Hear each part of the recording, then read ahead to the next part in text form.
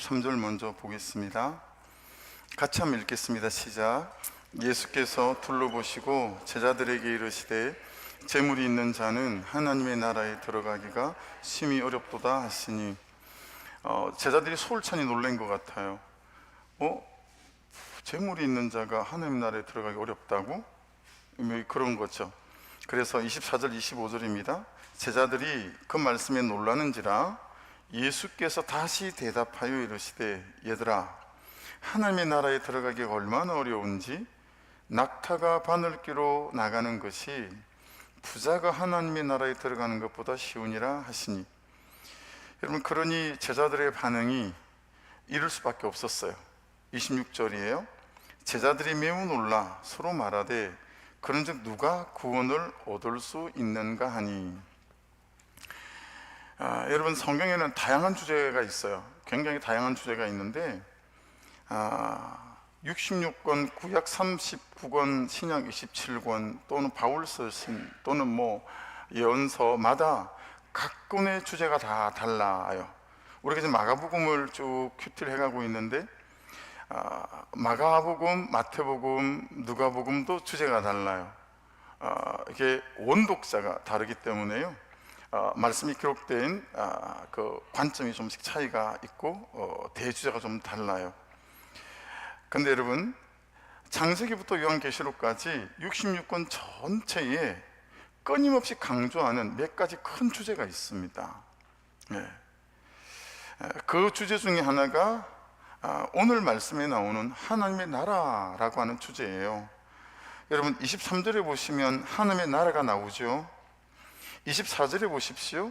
하나님의 나라에 들어가기가, 25절에도 보시면 하나님의 나라에 들어가는 것보다, 27절에도 보세요. 저 마지막 쯤에 하나님으로는 그렇지 아니하니 하나님으로서는, 27절에는 나라라는 단어는 없지만, 그리고 계속 하나님의 나라를 강조하고 있는 것들을 이제 볼 수 있어요.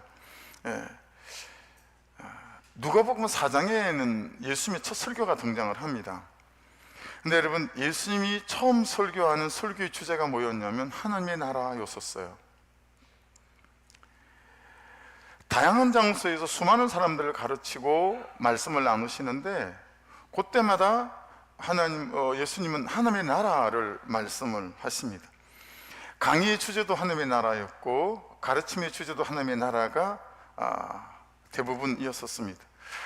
예수님이 죽으시고 부활하시잖아요. 그리고 40일 동안 이 땅에 계실 때는 제자들하고만 상대를 하셨어요. 여러분, 생각해 보세요. 예수님은 40일 뒤에 승천하실 걸 알고 계셨어요. 그는 예수님한테 남은 시간은 40일밖에 없잖아요. 이 40일 동안에 제자들에게 좀 부족한 것들이 다 전달되고 전수되어야 되잖아요. 예수님께서 40일 동안 계속 제자들에게 말씀하신 건 하나님의 나라였었어요.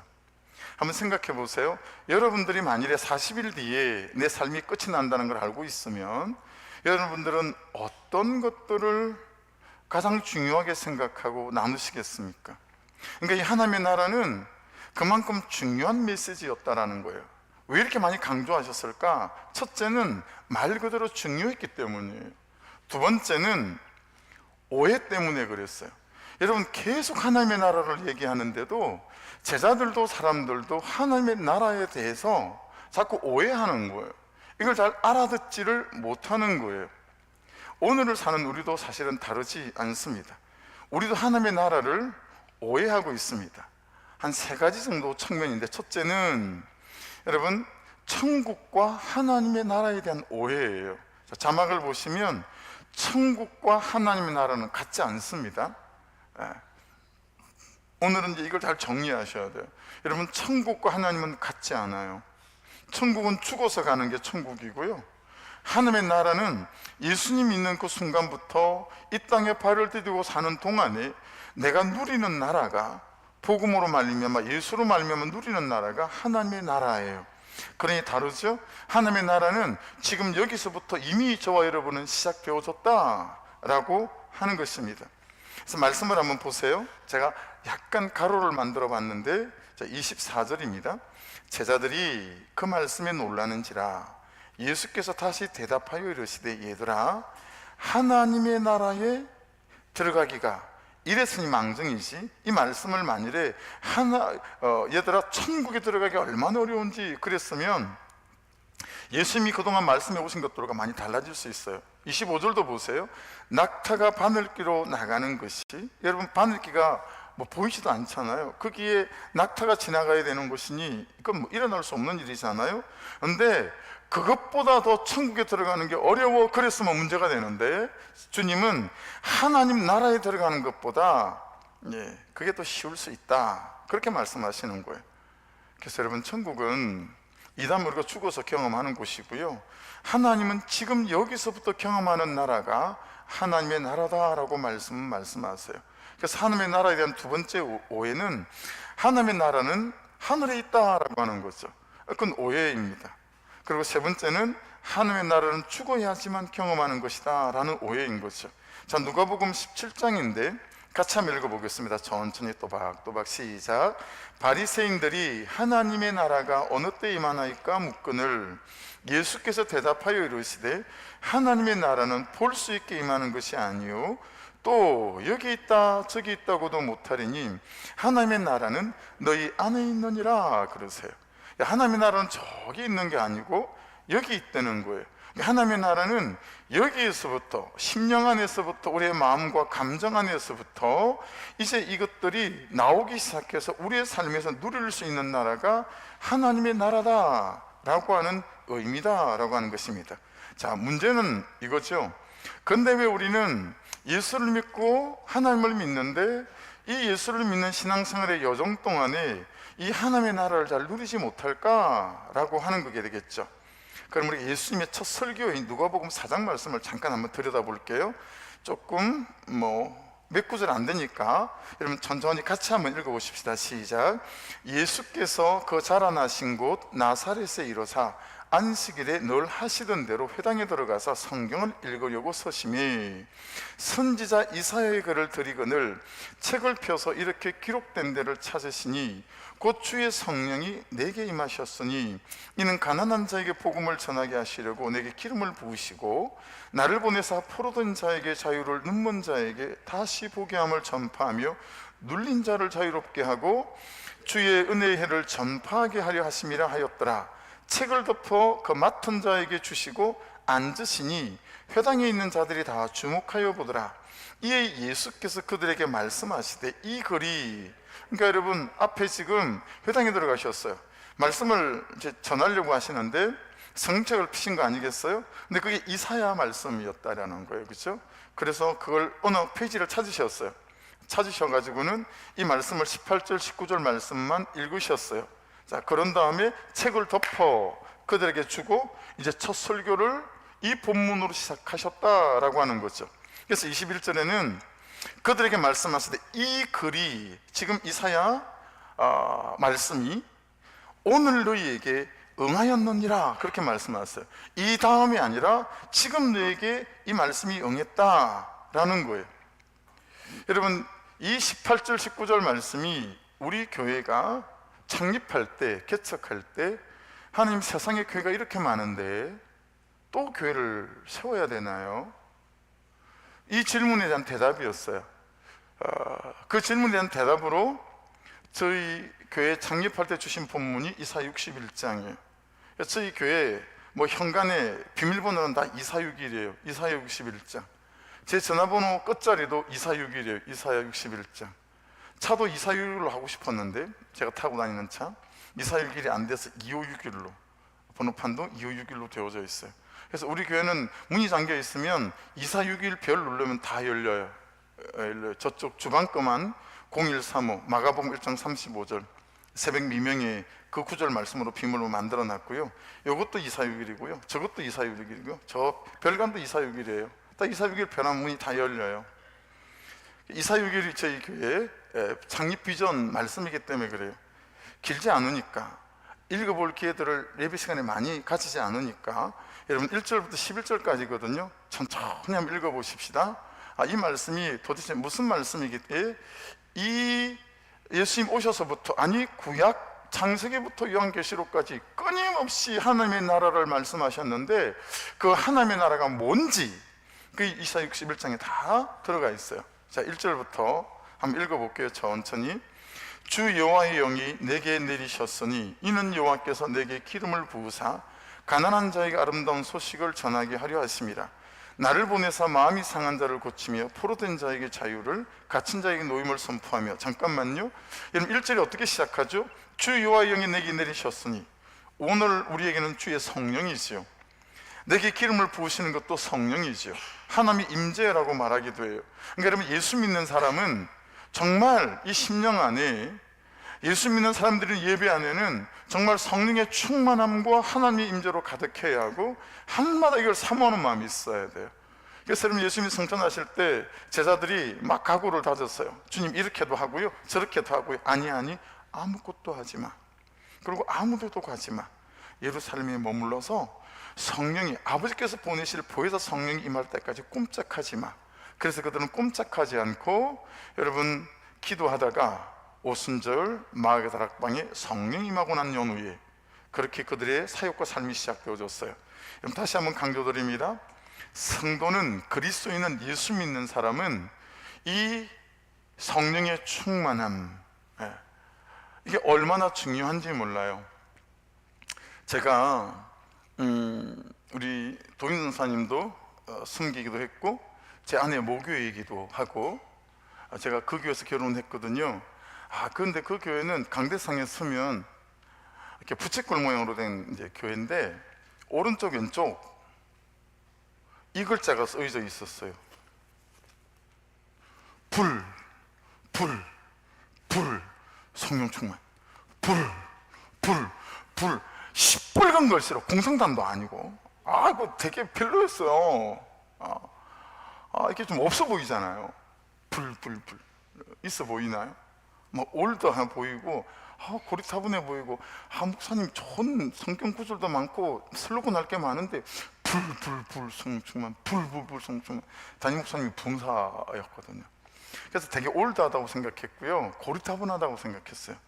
근데 여러분, 구수의 복음을 따라가면 따라갈수록 여러분 이게 맞는 거 있죠. 한번 따라 읽어보십시오. 시작. 불조심 아닙니다. 이거 말씀을 따라갈수록 여러분 있죠, 이게 내 힘으로 안 되는 거예요. 진짜 은혜 충만이 필요하고 성령 충만이 필요하고, 진짜 하나님의 임재가 너무 간절한 것 같아요. 그러니까 이제 그 말씀 1절에 딱 나오는 거예요. 그래 놓고 나를 보내사 마음이 상한 자를 고치며 포로된 자에게 자유를, 갇힌 자에게 노임을 선포하며. 2절부터 계속 볼게요. 여호와의 은혜의 해와 우리 하나님의 보복의 날을 선포하여 모든 슬픈 자를 위로한대요. 무릇 시온에서 슬픈 자에게 화관을 쏘어 그 죄를 대신하며, 기쁨의 기름으로 그 슬픔을 대신하며, 찬송의 옷으로 그 근심을 대신하시고, 그들이 의의 나무 곧 하나님께서 심으신 영광을 나타낼 자라 일컬음을 받게 하려 하심이라. 이게 하나님의 나라에서 지금 저도 여러분도 우리 교회도 다 누릴 일이라고 말씀하시는 거예요. 4절. 그들은 오래 황폐했던 곳을 다시 쌓을 것이며 옛부터 무너진 곳을 다시 일으킬 것이며. 여러분, 우리가 복음 안에서, 구속 복음 안에서 정말 황폐된 곳들 일어난 가정과 사람들이 많잖아요. 그렇죠? 우리에게는 현재형이죠. 5절. 외인은 서서 너희 양떼를 칠 것이요 이방 사람은 너희 농부와 포도원지기가 될 것이나 오직 너희는 여호와의 제사장이라 일컬음을 받을 것이라. 사람들이 너희를 우리 하나님의 봉사자라 할 것이며 너희가 이방 나라들의 재물을 먹으며 그들의 영광을 얻어 자랑할 것이니라. 너희가 수치 대신에 보상을 배나 얻으며 능욕 대신에 몫으로 말미암아 즐거워할 것이라. 그리하여 그들의 땅에서 갑절이나 얻고 영원한 기쁨이 있으리라. 무릇 나 여호와는 정의를 사랑하며 불의의 강토를 미워하여 성실히 그들에게 갚아주고 그들과 영원한 언약을 맺을 것이라. 여러분, 하나님의 나라 안에 사는 사람들은 저울도 정직해야 된다는 말씀이고요, 우리의 모든 마음 심사도 정직해야 된다, 이런 거죠. 그러니까 성경에서 부자의 개념과 재물이 있는 개념은 제일 먼저 묻는 게 어떤 거냐면 어떻게 벌었니? 라는 걸 제일 먼저 물으세요. 개같이 벌어서 정성같이 산다, 이런 말은 성경에 없어요. 성경은 제일 먼저 묻는 게 뭐냐면 그거 정직하게 벌었니? 이걸 먼저 묻는 거거든요. 그 정의에 대해서 말씀하신 거예요. 9절 그들의 자손을 문나라 가운데 그들의 후손을 만민 가운데 알리리니 무릇 이를 보는 자가 그들은 여호와께 복받은 자손이라 인정하리라.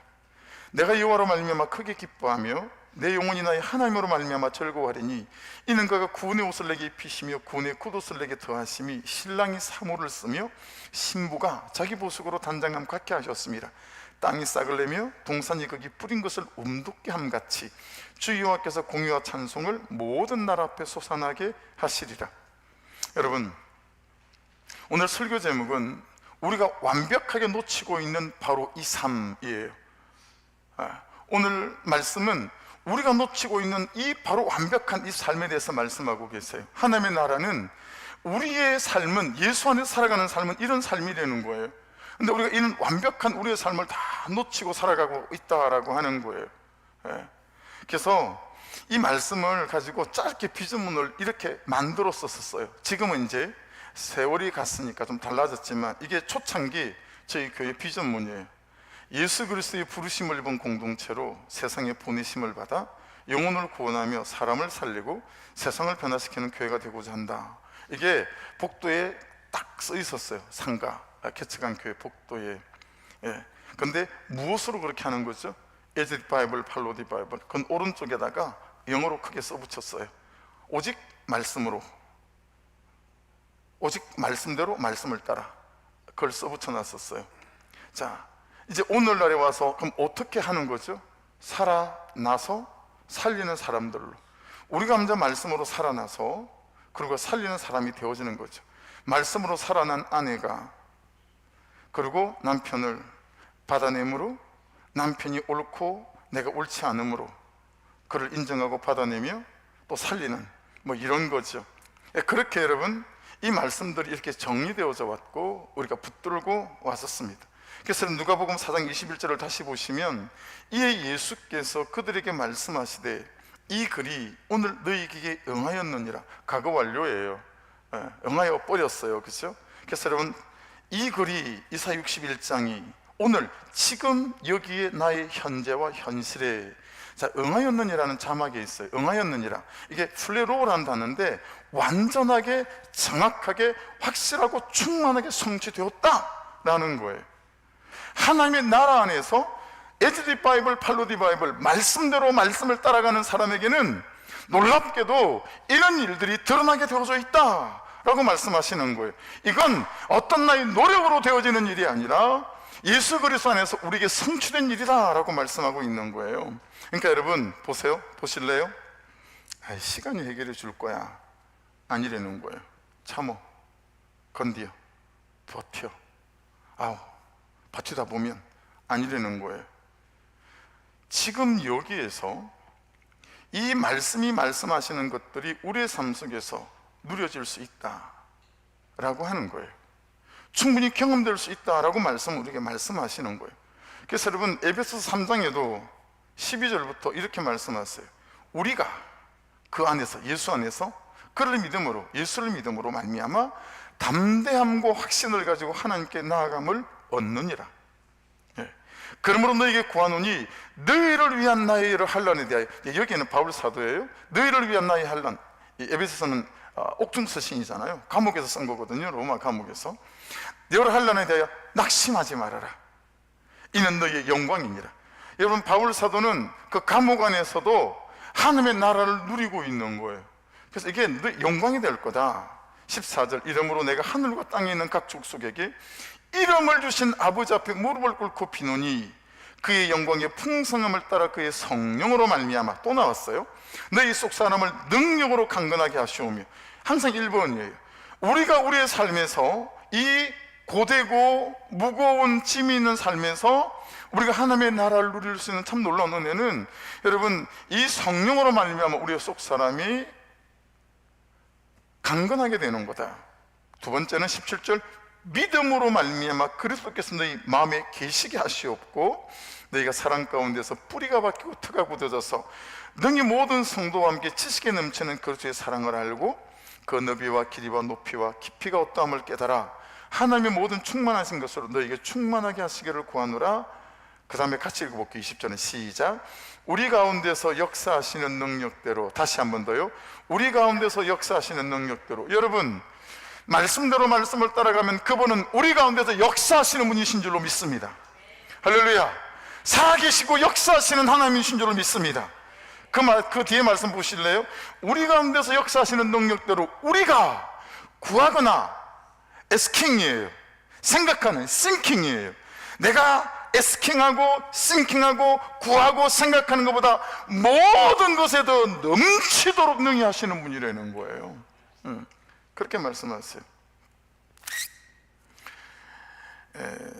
제가 봉청동 사당동 이쪽에 18살에 이제 취직해가지고요, 백안공으로 취직했을 때 그쪽에 살아가지고 서울 사당동이 완전 달동네였었어요. 지금은 개발이 됐지만 봉청동도 완전 달동네였었거든요.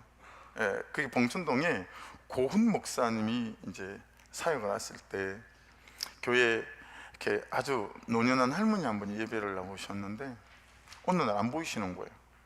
한 두어 주 결석을 하셔서 물어서 이제 그 집을 찾아가셨어요. 찾아갔더니 좀 몸이 불편하셔서 누워 계시는 거예요. 그래서 이렇게 기도하고 또 가지고 온 죽 끓여서 또 같이 나누고, 그러고 보니까 여러분, 제가 말씀드리면 저보고 자꾸 이렇게 6.25 때 얘기를 한다고 그러시는데, 진짜 여러분, 제가 어릴 때 우리 동네 집은 도배지 말고 잡지 가지고 많이 도배했어요. 그죠? 이규 지사님 맞죠? 끄떡끄떡 해주셔야 돼요. 도배지, 이상 잡지 가지고 도배 많이 했어요. 우리 아버지 방도 천정은 이상한 영어로 된 그런 막 문서로 된 그런 걸로 도배해 놨었거든요. 그 할머니 방도 보니까 막 이런저런 잡지 같은 걸로 막 도배를 해 놓은 거예요. 근데 그렇게 싹 보니까 이상한 게 있어요. 저게 뭐지? 그러고 보니까 여러분, 수표가 이 발음이 잘 안 돼가지고 수표가 한 장이 있는데 1억짜리인 거예요. 1억짜리. 되게 좋아하시네요, 세명수 주사님. 선생님 엄청 좋아하시고 우와 이러시는데, 그냥 뭔가 그러고 앞에 가봤어요. 진짜 1억짜리인 거예요. 아무리 봐도 상식으로 볼 때 이게 1억짜리 수표 같은 거예요. 그래서 이제 할머니한테 할머니 저 어떻게 된 거예요? 그랬더니 같이 경로당을 다니는데 할아버지 한 분이 몇 주를 안 보이는 거예요. 그리고 이제 집을 가보니까 들어 누우셨어요, 혼자인데. 할아버지가 재산이 좀 있었는데 아버지 이제 아들 셋이서 아버지 재산 이제 가져가려고 막 일부는 가져가고 또 남아 있는 게 있는데, 아버지가 들어 누워 있는데 자기들 와보지도 않는 거죠. 이 할머니가 한 2주 3주 수발을 하셔가지고 다시 쾌차하셨어요. 이 할아버지가 너무 고마워가지고 수표 한 장을 끊어준 거예요. 근데 할머니가 그 수표를 본 적이 있었어야지. 그러니까 도배를 해버린 거예요. 1억짜리를 도배를 해버린 거예요. 그 얘기 듣고 고은 목사님이 면도칼을 가지고 오린 거예요. 이렇게 오려가지고 이 할머니 손을 갖고 은행가 1억을 좀 바꿨다라는 거 아닙니까? 여러분, 일이 아니어도 할렐루야. 그런 일이 있었다고 고 목사님 책에 기록이 되어져 있어요. 이제 이중 목사님이라고 좀 잘 모르시죠? 예순돈에 같이 성경연구과정, 그분은 한참 선배님이시고 성경연구학교 학교장도 하신 분이시고, 이분이 스위스하고 영국에 한 8년 반 정도 있다가 지금 뭐 사역을 아주 대단히 잘하고 계세요. 선교단체, 성경연구단체에서. 근데 그분이 스위스에 있을 때 한 80명쯤 모이는 조그만 시골교회를 다녔는데 아주 노년한 할아버지하고 할머니가 이렇게 계셨대요. 근데 할머니 소원이 뭐냐면, 유럽 사람들은 대부분 그렇다네요. 거기 그 배 타고 여행하는 거 있잖아요. 안수사님 하신 거. 그걸 뭐라 그러죠? 크루즈 여행하는 게 여러분 다 이게 소원이래요. 막 그게 너무 괜찮대요. 할머니도 그게 소원이었던 거예요. 이 할아버지가 그걸 알고 퇴근하고 난 다음에 이렇게 가난하게 사시는 분이었대요. 이렇게 건물 청소 하는데 할머니 소원이 그러는 걸 어느 날 이렇게 전해 듣고, 할머니가 주무시고 나면 밤에 나가가지고 2시간만 알바를 한 거예요. 크루즈 돈을 모으느라고. 남편들이 일해야 되는데 우리는 남편들이 다 안에 등쳐먹느라고 다. 그래가지고 3년을 그래가지고 여러분 그 크루즈 여행비를 모은 거예요. 장로님 3년을 해가지고. 그러니까 이제 크루즈 여행을 간 거예요. 갔는데 제일 싼 걸 구했던 거예요. 제일 싼 거. 근데 이제 거기서 너무 재밌게 막 노는데 야, 무슨 식당을 하나 지나가는데 가만 할아버지가 보니까 할머니가 너무 군침을 흘리는 거예요. 근데 거기 사 먹을 돈은 없는 거예요. 야, 근데 이분이 참 대단하신 거예요. 또 배에 막 부탁을 해가지고 절대 안 된다는 걸 밤에 나가서 갑판 2시간 닦는 걸 4일을 해가지고 또 그 음식값을 벌은 거예요. 안수사님 그랬대네요. 그래가지고 할머니 손을 붙잡고 가자! 그래가지고 그 식당을 들어갈 때 이러면 문을 발로 뻥 차고 들어갔대요. 빵 차고 들어가지고 이게 얼마냐고 막 이거 얼마냐고 막 그렇게 묻는데 그게 이제 직원이 와서 저기 할아버지 여기 배 승선한 사람은 다 이게 무료예요. 그렇게 배 타고 온 사람은 다 이게 무료였던 거예요. 무료였던 거예요. 근데 그걸 모르고 이렇게 하신 거죠. 그렇다고요. 지금 우리가 읽었던 이사야 말씀과 그리고 우리가 읽었던 에베소 3장 말씀에 이 말씀들은 저와 여러분이 예수를 그리스도를 믿는 분들이 확실하다면, 이미 우리가 하나님 나라에 사는 사람들이라면, 여러분 이건 우리가 기본적으로 누리는, 포함된 거라는 거예요.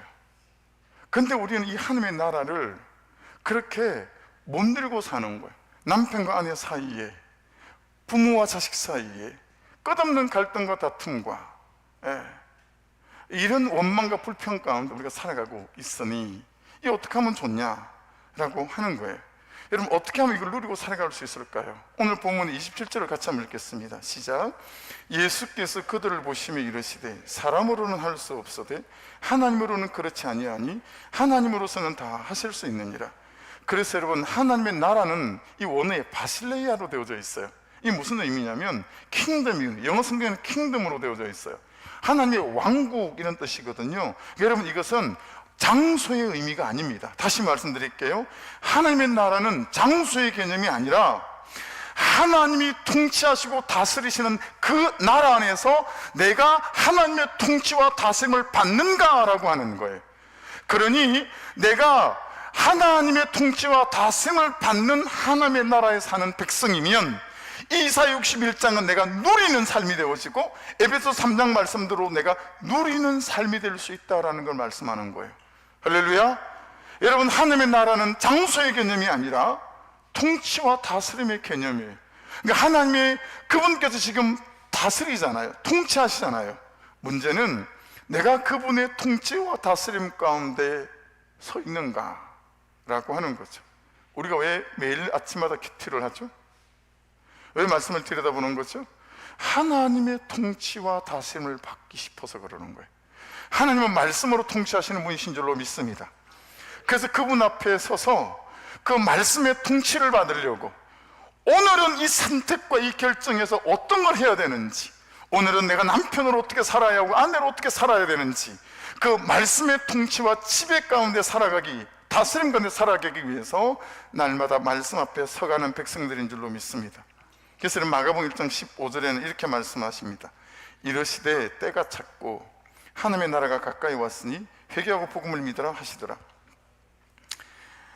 미국에 지금은 그분도 저만한 나이가 되신 것 같은데 30대 젊은 목사님이 막 미국 교회를 들었다 놨다 하신 분이 계세요. 프루어셔 목사님이라고. 이분이 엄청난 도전을 했어요. 지금 우리 미국 교회 안에 가장 강력한 이단은 여러분들이 붙들고 있는 복음입니다. 그랬어요. 그게 뭐냐면 사형리에서 CCS 말한 것처럼 어떻게 아무런 회개도 없이 예수를 믿겠습니다라는 그 한마디로 그가 구원받는 백성이 될 수 있는가? 분명히 성경은 회개하고 복음을 믿으라 그랬으니 회개하고 삶을 돌이키는 결단과 작정 뒤에 이 예수를 나의 구주로 믿을 때 그럴 때 이게 구원을 받는 거 아니냐, 이것들로 엄청 도전하셨거든요. 여러분 이 마가복음 1장 35절 말씀을 보면 하나님의 나라가 회개한 백성들에게는 이미 시작됐다라고 말씀하십니다.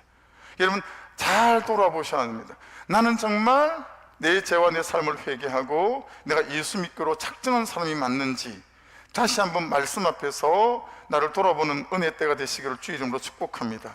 그래서 세상 나라를 전복시키는 사람들로 우리를 불러주셨다라고 하는 거예요. 그렇죠? 결국은 여러분 이것은 기준의 문제이고 그리고 관점의 문제죠. 내가 통치를 받느냐 받지 않느냐. 다심을 받느냐 받지 않느냐. 그래서 모든 세상의 종교는 죽고 난 다음을 말합니다. 하지만 우리가 믿는 복음은, 우리 개신교는 살아있는 지금 여기에서 나와 그 사이에, 아내와 남편 사이에, 부모와 자식과의 가정 안에서, 여러분 하나님의 나라, 하나님의 통치 안에서 살아있는 지금 여기에서도 구원론 받는 백성으로 살아가는 그 삶으로 저와 여러분이 초대받은 줄로 믿습니다. 그래서 여러분 23절 보십시다. 이 부자와 재물을 정리하고 넘어가죠. 예수께서 둘러보시고 제자들에게 이르시되, 빨간 글씨로 되어 있죠. 재물이 있는 자는 하나님의 나라에 들어가기 심히 어렵도다 하시니, 25절 낙타가 바늘기로 나가는 것이 부자가 하나님의 나라에 들어가는 것보다 쉬우니라 하시니. 여러분 재물은 크레마라는 단어인데 이건 크레라는 단어에서 왔다고 자막에 써져 있죠. 또 뜻을 보세요. 필요하다, 그것은 불가피하다. 여러분 그리스도인이라도요, 목사라도요, 선교사님들이라도요, 이 땅을 살아가는 동안 재물은 불가피한 거라는 거예요. 그게 성경적인 여러분 지금 말씀이에요. 없어서는 안 되는 거라는 거예요. 꼭 있어야 되는 거라는 거예요. 그리고 부자의 뜻을 한번 보세요. 이건 자막에 안 올렸네요. 플루시우스인데 부유함, 풍성함 이런 거예요. 그러니까 재물 있는 자들을 막 이상하게 민주사회이고, 그럼에도 불구하고 그냥 부자는 괜히 이상하게 쳐다보고 뭐 이런 경향성이 좀 없지 않아 있죠? 그럴 거 없다라는 거예요. 여러분 그런데 왜 이 재물이 있는 사람들이 하나님의 나라에 들어가기 그렇게 어려운 거죠? 그 재물 때문에, 그 유혹 때문에, 편함 때문에 그만치 하나님의 다스림과 말씀의 통치를 받기가 어렵다라고 하는 거예요. 그 유혹 때문에. 이해되시죠? 재물이, 부유함이 우리의 구원을 망하게 하고 말씀을 따라 사는 삶을 망하게 한다라고 하는 거예요. 그러니까 여러분 이 말씀이 어떤 말씀, 어떤 질문에서부터 시작되어진 거죠? 어제 큐티 본문을 그래서 이제 우리가 어제 묵상을 했던 분들은 너무 잘 이해함이 있겠죠. 여러분 한 부자 청년이 예수님께 나와서 제 영생을 갖고 싶은데 영생을 어떻게 하면 가질 수 있습니까? 그랬더니 예수님이 10계명을 말씀하세요. 이것도 지키고 저것도 지키고 세상에 그걸 다 지켰대요. 그때 주님이 이렇게 말씀하십니다. 마가복음 10장 어제 큐티 본문이에요. 21절 22절. 예수께서 그를 보시고 사랑하사 이르시되, 내게 아직도 한 가지 부족한 것이 있으니 가서 내게 있는 것을 다 팔아 가난한 자들에게 주라. 그리하면 하늘에서 보화가 내게 있으리라. 그리고 와서 나를 따르라 하시니, 그 사람은 재물이 많은 고로 이 말씀으로 인하여 슬픈 기색을 띠고 근심하며 가니라. 여러분 보세요. 되게 중요한 걸 말씀드리려고 해요. 그리스도인들이 목적이 있어요. 삶의 이유가 부자 되는 거예요. 부자 되는 거예요. 성공하는 거예요. 다른 사람들에게 인정받는 거예요. 그래서 부자가 되고 싶어서 하나님을 믿는 거예요. 예수를 믿는 거예요. 예배를 드리고 기도를 하는 거예요. 심지어 큐티도 하는 거예요. 그러니까 여러분 그러면서 어떻게 기도하냐. 하나님, 제가 이 부자만 되면, 이 아파트만 사면, 아이가 이 학교에만 들어가면 제가 하나님을 정말 영광 돌리겠습니다. 그래서 우리는 부자 된 것으로 하나님께 영광을 돌리잖아요. 어떤 회사에 들어간 걸로 하나님께 영광을 돌리잖아요. 그게 성경 옳지 않다라고 말하세요. 여러분 우리의 목적은 부자 되고 성공되는 게 아니라고요. 우리의 모든 신앙은 이 부자 되기 위한 디딤돌인 거잖아요. 여러분 이 위치가 바뀌어야 돼요. 이렇게 하나님의 나라와 영광을 위하여 여러분의 재능과 여러분의 재물과 여러분의 실력에 쓰임받는 은혜가 있기를 주의 이름으로 축복합니다. 근데 우리는 다 이게 목적이 바뀌어져 있어요. 그러니 여러분 하나님의 나라와 그분의 영광과 이게 목적이 아니에요. 그냥 부자 되는 것 자체가 목적이에요. 그리고 우리의 모든 예배와 우리의 모든 기도는 수단이고 통로이고 디딤돌인 것 뿐인 거예요. 근데 막상 가지고 나면 너무 편하고 너무 좋은 거죠. 떵떵거리고 살면서 이 신앙과 이 믿음을 포기하기 십상이더라 라고 하는 거죠. 토끼인데요, 원래는 닭을 좀 띄워놓고 싶었는데 전 닭도 굉장히 많이 키워봤고 토끼도 많이 키워봤어요. 근데 여러분 닭을 머리 부분을 이렇게 딱 잡고요, 그러면 이제 부리가 있잖아요. 그걸 땅바닥에다 딱 붙인 다음에 손가락이든 막대기든 그 닭의 부리 앞에서 한 50cm 바깥으로 일직선으로 줄을 바닥에다 그냥 쭉 긋잖아요. 그럼 갑자기 닭이 몸이 마비되기 시작합니다. 마비돼가지고 옆으로 픽 썰어져요. 마비가 풀리긴 하거든요. 좀 있다가 이걸 토닉 부동성이라고 해요. 그러니까 이 닭은 그 줄을 쭉 그은 걸 뱀이라고 생각을 한답니다. 그래서 신경이 마비돼 가지고 근육이 퍽 쓰러지는 거예요. 좀 이따 깨어나긴 하거든요. 토닉부동성. 여러분, 두려움을 느끼는 거죠. 하나님의 나라에 살지 못하면 우리는 재성의 두려움을 느끼죠. 질병의 두려움을 느껴요. 3일 전부터 이상하게 어깨죽지 이쪽이 굉장히 불편해요. 약간 통증도 있는 것 같고. 그러니까 여러분, 하도 요즘 유튜브에 건강 상식이 많아가지고 뭐지? 등이 아프면 췌장암이라고 그러던데 뭐지? 그리고 유튜브를 뒤져보는 거예요. 큰일 났네. 췌장의 증상이 똥이 가늘게 나오거나 회색으로 나온다면서요. 똥이 회색은 아닌데? 이러고 사시죠. 토닉부동성이에요. 소도 그러는 거 아세요? 염소도 그래요. 가축들 안에 토닉부동성을 되게 많이 갖고 있어요. 두려움이 오면 굳어버리는 거예요. 여러분, 이게 이 시대에 우리가 이 재물에 대하여, 돈에 대하여 우리가 갖고 있는 토닉부동성이거든요. 이 두려움 때문에 우리가 너무너무 힘들어하는 거예요. 그래서 여러분, 주님은 27절에 다시 한번 보십시다. 예수께서 그들을 보시며 이르시되 사람으로는 할 수 없으되 하나님으로는 그렇지 아니하니 하나님으로서는 다 하실 수 있느니라. 어느 한 교회가요, 교회가 잘 부흥하면서 이제 주차장이 부족한 거예요. 주차장 장소가 더 필요했어요. 근데 마침 교회 주차장 바로 옆에 이제 공터가 한 500평 되는 공터가 있었어요. 그래서 이제 주인을 찾아간 거죠. 할아버지신데 할아버지 여차여차하니 공터를 우리가 이걸 한꺼번에 다 살 돈은 없으니까 좀 나눠서 좀 팔아주시든지 아니면 임대료 좀 이걸 좀 사용할 수 있겠냐고 부탁을 드렸더니 이 할아버지가 펄쩍 뛰는 거예요. 팔 수도 없고 임대도 못 준다. 그래서 교회가 이제 어쩔 수 없죠. 여기 안 되면 한 400m 바깥에다 차를 대놓고 와야 되는 거예요. 제가 막 기도했어요. 근데 어느 날 할아버지가 찾아오셨어요. 찾아오셔가지고는 내가 팔 수는 없는데 그냥 써라, 공짜로. 임대료도 안 받겠다. 할렐루야. 기도를 안 해봐가지고요, 그런 일이 있을 거라고 생각을 안 하시나 봐.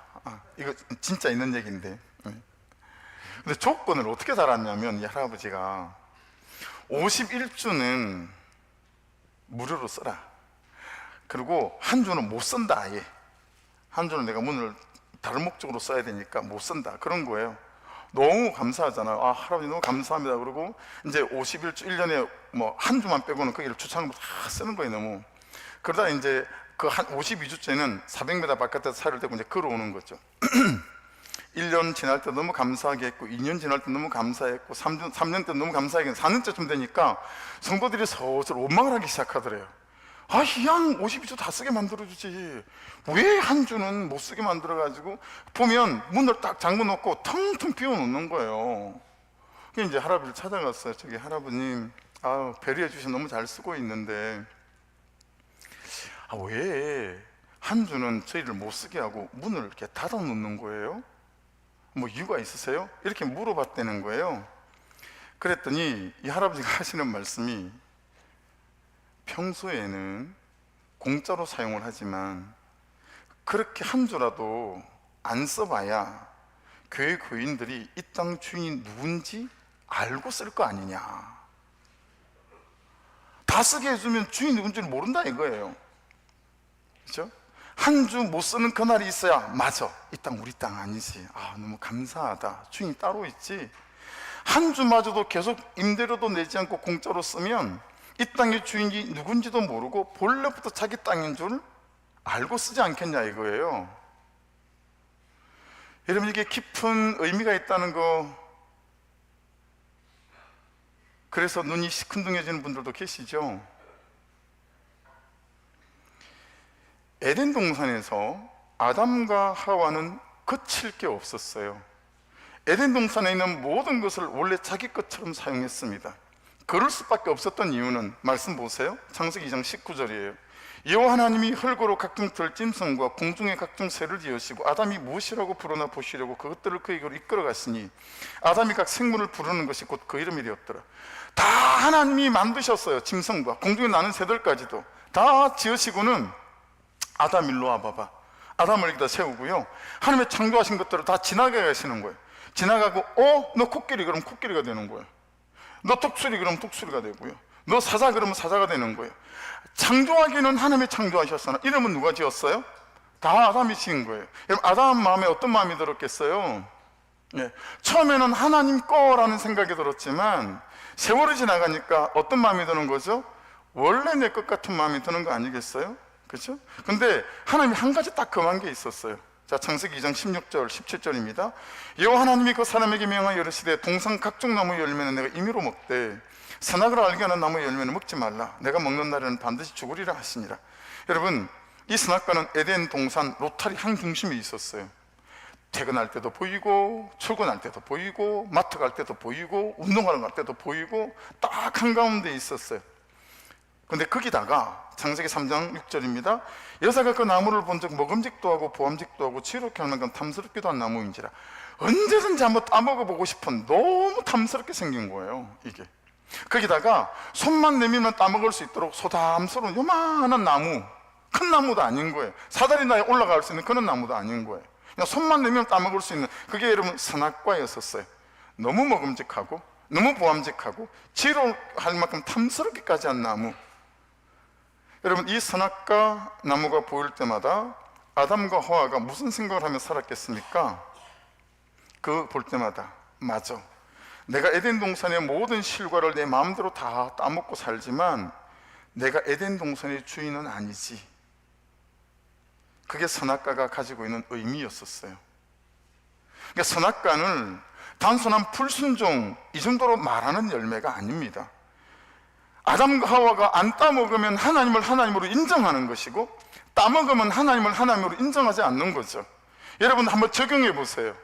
여러분의 시간과 여러분의 재정과 여러분의 삶, 여러분은 하나님 것으로 인정하십니까?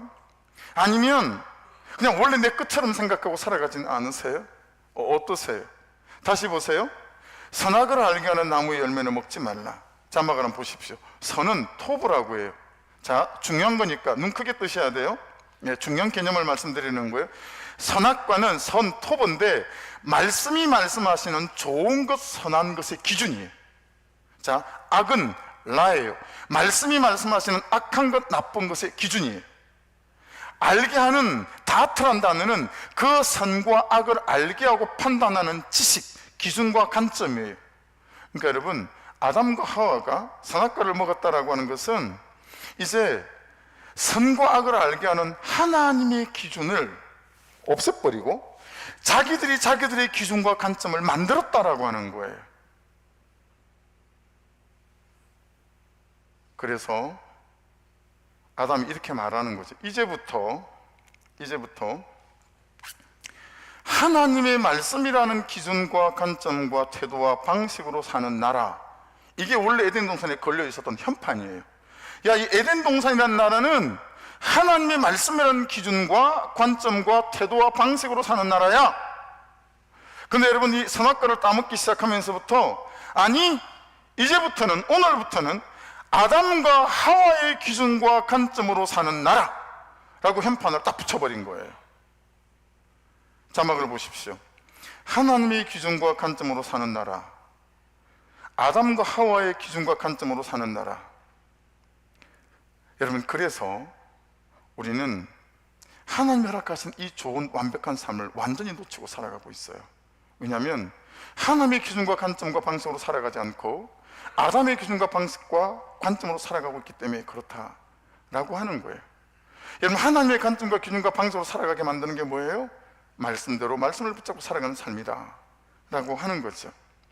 오늘을 사는 우리 같으면 나의 기준과 나의 관점으로 사는 나와 나의 삶과 나의 세상이라고 여러분들은 여러분의 삶의 현판을 붙여놓은 거죠. 거기에서 하나님, 이제부터는 하나님의 말씀과 기준과 관점으로 사는 나와 나의 삶과 나의 세상이길 원합니다 라고 하는 것이 우리의 이 살아가는 이 삶에 대한 지금 몸부림이다 라고 하는 것입니다. 이 순서가 뒤집어져야 하는데 이게 너무너무 어려운 거예요. 생각해 보세요. 내 마음대로 살아왔어요. 내가 옳게 보이는 대로 살아왔어요. 그래서 남편 너는 죽일 놈이야 아주, 그러고 살아왔어요. 근데 나의 방식과 나의 가치 기준으로 살아오던 그 삶의 현판을 내리고 이제부터는 하나님이 말씀하시는 기준과 말씀이 말씀하시는 그 관점으로 내가 살길 원합니다. 그랬더니 그는 나보다 옳다는 거예요. 그는 나보다 옳다는 거예요. 들을 말을 들었습니다라는 거예요. 하나님, 그가 어떻든 저쨌든 저 살아계신 하나님만 보고 묵묵히 가겠습니다. 하나님, 저 내 죄만 보고 가겠습니다. 이게 완전 다른 삶이잖아요. 근데 여러분, 그렇게 그는 나보다 옳도다 하고 가면 참으로 이 땅에 사는 날 동안에도 하나님의 나라를 경험하고 누리는 놀라운 역사가 일어나게 될 줄로 믿습니다. 그 삶 앞에 우리가 초대받아져 있다라고 한다라고 하는 거예요. 제가 유진 피터슨 목사님이라는 분의 신학 교수인데 나중에 목회를 하셨죠. 이분의 스피릿이나 책을 좋아해서 이분 책은 거의 사서 읽는 편인데요. 이분은 어릴 때 항상 이제 자장가를 엄마가 성경 이야기를 들려주셨어요. 그걸 이렇게 동화를 구현하는 것처럼 너무 재밌게 해줘가지고 이분은 어릴 때부터 성경보다 재밌는 게 없었다고 해요. 그러니까 여러분, 성경을 재밌게 이야기식으로 풀어서 애기 엄마들은 그것도 참 소중한 것 같아요. 너무 성경이 재밌다고 생각하고 신학교를 가고 신학 교수님이 되어지다가 이제 일선 목회를 하러 나오신 거예요. 근데 성도들이 너무 성경을 어렵게도 생각하고 재미없어 하더래요. 이게 안 되겠다. 성도들이 성경을 재밌게 만들어야 되겠다. 그들이 쓰는 용어, 그들이 일상 속에 일어나는 일들을 이렇게 성경을 재구성을 해야 되겠다. 그래서 여러분, 이분이 그래서 이제 새로 이렇게 지은 성경, 그게 이제 제가 한 번씩 설교 때 읽어드리는 그 성경이에요. 이분이 한 유명한 얘기들이 책에 있는 것 중에 이거 한번 보실래요? 우리는 너무 영적이어서 정작 인간이 되는 법을 잊어버렸다. 산 위에서만 살려고 하는 거예요. 하늘의 언어만 가지고. 여러분, 신앙은 성경에 있는 하늘의 언어를 배워서 우리의 삶이라고 하는 산 아래로 내려와서 땅의 언어로 섬길 줄 알고, 그리고 용납할 줄 알고, 그리고 들을 말을 들었으면 할 줄 알고. 우리는 기도라고 하는, 예배라고 하는 하늘의 언어는 있는데 땅에서 오래 참음이라고 하는 땅의 언어는 없는 거예요. 그러니까 하나님의 나라가 우리의 삶에 일어나지가 않는 거예요. 또 한번 보실래요? 이분이 하신 얘기 중에 우리는 종종 하나님보다 더 거룩해지려는 경향이 있다. 여러분, 로마서 12장 1절을 이분이 이제 메시지 바이블로 이렇게 바꾼 건데, 지금 이거는 개역개정입니다. 너희 몸을 하나님이 기뻐하시는 거룩한 산제물로 드리라. 이걸 이제 메시지 바이블로 이렇게 옮겨놔서 이분 메시지 바이블을 보면, 여러분의 매일의 삶, 일상의 삶, 자고 먹고 일하고 노는 모든 삶을 하나님께 헌물로 드리십시오. 사랑하는 여러분, 하나님의 나라를 누리고 살아가는 그분의 통치와 다스림 안에서 정말 갈수록 더 애틋해지고 우리의 관계들이, 그리고 갈수록 더 소망과 기쁨이 있는 삶으로 날마다 세워져가는 은혜가 있기를 주의 이름으로 축복합니다. 그래서 그 말씀을 하고 나니까 28절부터 31절입니다. 같이 한번 읽어볼게요. 베드로가 여짜와 이르되 보소서, 우리가 모든 것을 버리고 주를 따랐나이다. 예수께서 이르시되 내가 진실로 진실로 너희에게 이르노니, 자, 자막에는 그렇게 안 되어 있는데 여러분의 큐티책이나 눈으로 밑줄을 그으셔야 합니다. 가로든지 나와 복음을 위하여, 이게 대단히 중요한 관점입니다. 나와 복음을 위하여 집이나 형제나 자매나 어머니나 아버지나 자식이나 전토를 벌인 자는 현세에서 집과 형제와 자매와 어머니와 자식과 전토를 100배나 받되 박해를 겸하여 받고, 박해를 겸하여 받고도 밑줄이죠. 내세 영생을 받지 못할 자가 없느니라. 그러나 먼저 된 자로서 나중되고 나중된 자로서 먼저 될 자가 많으니라. 여러분, 어떤 의도를 가지고 전투를 벌인 게 아니라는 거예요. 이해되시죠?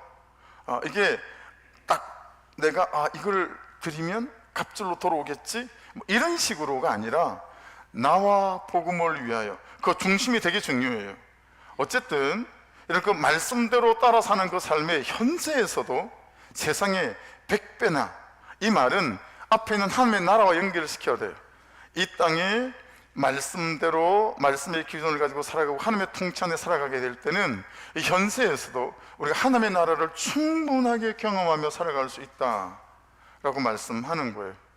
범접할 수 없는 그 아우라 있잖아요. 나보다 못 배운 것 같고 못 사는 것 같은데 항상 그 사람 옆에 가면 내가 짜쳐요. 이게 전문 용어인데 알아들으시는지 모르겠네요. 내가 짜쳐. 왠지 내가 좀 이렇게 캥겨요. 왠지 내가 좀 이렇게 주눅이 들어요. 왜냐하면 정말 그 사람 마음 안에, 그 사람 삶 안에 있다고 하지 않고 없다고 없는 티 내지 않고 너무나 부유함과 풍성함이 그를 싹 사로잡고 있는 거예요. 이런 게 어떤 건지 아시죠? 제 친구 안에도 그런 친구가 있어요. 예. 어떤 분은 선배님 중에 3,000명 모이는 교회 선배님이 왜 없겠어요, 그죠? 근데 그냥 커피도 같이 마주 앉아서 하고 싶지 않아요. 근데 뭐 문산에 성도 10몇 명 되는 교회 목사님 계세요, 선배 목사님. 그냥 또 만나고 싶어요. 예. 그분은 하나님의 나라에서 사는 분이에요. 여러분, 배운 걸로, 있는 걸로, 된 걸로 그렇게 하나님의 나라를 누리는 게 아니고요, 하나님 그분의 다스림과 통치 안에 살아가면 우리가 하나님의 나라를 누리며 진짜 부유한 삶으로 세워가시는 은혜가 있게 될 줄로 믿습니다. 그래서 지금 제일 마지막에 31절에 야, 먼저 된 자는 나중 된다. 베드로가 전 다 버렸잖아요. 야, 네가 나중 될 수 있어. 네가 복음을 전한 사람보다. 그렇죠? 항상 우리는 비교하니까요. 그래서 우리는 열등감과 교만을 같이 갖고 살아가는 사람이니까요. 사랑하는 여러분, 저와 여러분이 주의 은혜 가운데서 날마다 더 이상 아담처럼 이제부터 에덴 동산은 아담과 하와의 기준과 방식으로 살아가는 세상이라는 현판 이제 좀 떼어내리고 정말 말씀이 통치하는 그런 내 인생이라고 하는 현판을 갈아붙이셔서 하나님의 은혜와 권세를 능력을 누려가는 사단이 봐도 부럽고 천사가 봐도 부러운 그런 삶으로 조금씩 반의 반걸음씩 발걸음을 떼어놓는 은혜가 있기를 주의 이름으로 축복합니다. 우리가 완벽하게 놓치고 있는 이 삶, 이제 여러분의 고백 속에, 간증 속에 목사님, 아니 집사님, 하나님, 야, 완벽하게 놓쳤던 이 삶을 제가 조금씩 회복해가고 있는 것 같아요. 이런 고백들이 우리의 고백들이 될 수 있기를 주의 이름으로 축복합니다. 다를 이제 만들어냈으면 했는데 이게 처음 만들어낸 거예요. 우리 가만한 걸 책으로 이제 편찬을 하고 싶어서 몇 년 전에. 그래서 이게 2023년 1월 한 달치예요. 그럼 12개월 치려면 두툼해지겠죠. 그냥 오늘 말씀을 묵상하면서 1년에 한 번씩은 책은 좀 만들어내야 되겠다 이 생각을 했어요. 그리고 이제 이게 제일 마지막 교정본이에요. 이게 23년 1월 1일부터 31일까지만 돼 있는 거예요. 그러니까 여러분 안 한다 해도 여러분들이 굉장히 많이 한 거예요. 그렇죠? 이렇게 말씀을 삶에 적용해가면서 이게 정리는 다 돼 있어요. 근데 책으로 만든 건 이것밖에 없는 거죠. 그냥 말씀 한 구절, 그리고 오늘 아내에게 위로의 말 한마디, 그냥 그런 것도 있어요. 관계없어요. 우리가 팔기 위한 책이 아니라 우리의 그는 하나님의 나라에서 살아가는 그런 방식들을 기록해 놓고 싶은 책인 거죠. 그리고 여러분의 손자에게 그래서 제가 은퇴할 때쯤 되면 우리 청년들이, 우리 이제 뭐 예수 같은 아이들이 몇 살이나 될까요? 그런 애들을 불러서 이걸 보여주고 싶어요. 야, 네 엄마는 네 아빠는 이렇게 큐티해가며 하나님의 나라를 경험하고 살아온 거야. 너도 그래야 한다? 뭐 이러고 싶은 거죠. 사랑하는 여러분, 우리 하나님의 나라를 누려가는 은혜가 있기를 주의 이름으로 축복합니다. 힘든 거 알죠? 저도 되게 힘들어요. 교회도 쉽지 않죠. 그렇죠? 그렇지만 이 없는 것 안에서 그분의 다스림과 통치 안에서 하나님의 누려가는 우리가 되어지기 시작할 때 진짜 우리 교회 멋질 거예요. 할렐루야. 여러분의 목장과 여러분의 인생도 정말 멋진 인생이 되어질 줄로 믿습니다. 기도하겠습니다. 말씀 붙잡고 우리 주여 한번 부르고 같이 기도드립니다. 기도하실